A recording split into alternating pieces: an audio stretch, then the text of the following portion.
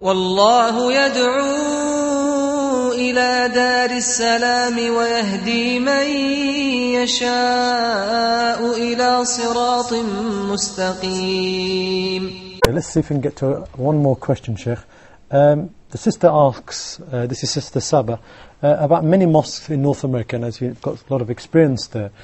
She said they follow Saudi Arabia in certain acts, like, for example, pronouncing the beginning of certain months and the ending of certain lunar months. She said, do we have to follow Saudi Arabia? Because there's a conflict. Some mosques follow organizations in North America, some follow Saudi. What do we do? I really hope that we have enough time to elaborate in details on this very important issue in order to make it very clear to the common folks to understand the concept of the beginning of fasting and the ending of fasting, especially in the month of Ramadan, and determining both Eids. But let me also fix one thing, that they do not necessarily follow Saudi Arabia. Basically, they follow any Muslim country which announces its fasting first. Because this opinion is the opinion of the unity of the rising of the moon, or the appearance of the moon. Meaning, this is a concept that the fuqaha said, once the moon has been sighted anywhere in the world, then Muslims should follow it. Because we all understand that there is only one moon. So if the crescent has been sighted anywhere, that means it's already born. Then we should comply with that and we should start fasting. Yet there is another opinion, which is a very valid opinion as well, which they rely on, اختلاف المطالع. That they say every country, every locality, especially those who are geographically far away from each other, and on the same line of time-wise, that they have the right to depend on their own moon sighting. So they say, for instance, if you are in the Middle East and you've sighted the moon, you follow it. But I don't have to abide by that if I'm living in North America. I agree with that. That's perfectly fine if you adopt this view. But guess what? You need to consider this opinion constantly. Not take it sometimes and abandon it some other times. By the meaning, those who insist on taking the view or the opinion of the differences of the moon citation, that if the moon has been sighted here, that's up to you, you guys follow it, but we're far away from you, we're thousands of miles far away from you.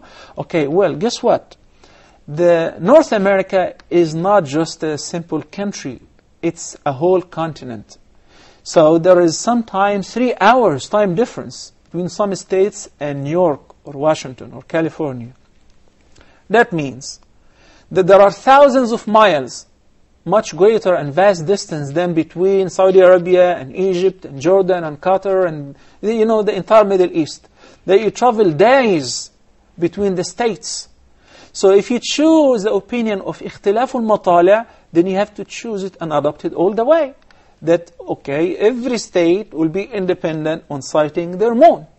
But to try to impose on others, say, well, we're taking the opinion of اختلاف المطالع and we have not sighted the moon in North America. So I don't care about what people have said in the Middle East or in Pakistan or in Asia. Fine. But that should be generalized in every case and every condition. This is one thing. Second thing, our reference, our solid reference with regards to beginning of fasting and celebrating Eid by the end of the month is what the Prophet ﷺ said in the Sahih Hadith, صُومُوا لِرُؤْيَتِهِ وَأَفْطِرُوا لِرُؤْيَتِهِ. That's our reference. He said, you should begin fasting upon sighting the moon. And you should break your fast and start celebrating Eid upon sighting the moon of the month of Shawwal. Not based on calculation.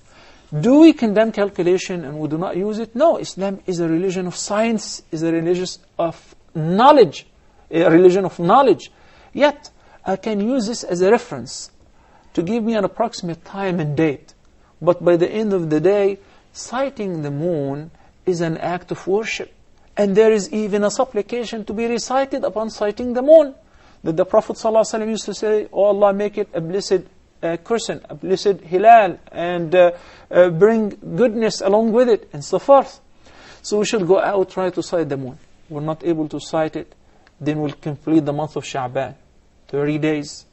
Then we'll start fasting afterward. And if we're not able to sight the moon anywhere in the world, we'll follow that technique as well. But to say from the beginning, it is impossible to sight the moon, And according to the calculation, I was told that last time I was I began fasting with the Middle East. And when I traveled to the States, people were divided in the same community, in the same house. Some people were fasting and some people were celebrating Eid. I understand and I admit that it is very difficult to unify the Ummah, especially with this regard. But we have to have true leaders who base their opinion on the fiqh, on the proper understanding of the deen, not on desires, not on politics, not on cultural practices. So I said, if you're following this, I'm following this with you. I'm considering the opinion of ikhtilaf al-matala. But guess what? We've got a phone call that an imam and another person in Pennsylvania were able to see the moon. Then, according to this, and we have two just men, one of whom is imam, then I cannot fast tomorrow, because fasting will be haram. The Prophet ﷺ prohibited us from fasting on the Eid day. Since I learned that there are two just Muslims were able to see the hilal of Shawwal, the next morning is the Eid. So you said it's impossible. Once it took place, and I was there, that they announced that a year in advance, the beginning of Ramadan is on that day. We said fine. And the new Muslims and the converts in the prison, they get the date, and accordingly the officials would inform them what to do, and they would have a special schedule for them. But guess what? The moon was sighted a day before that fixed date.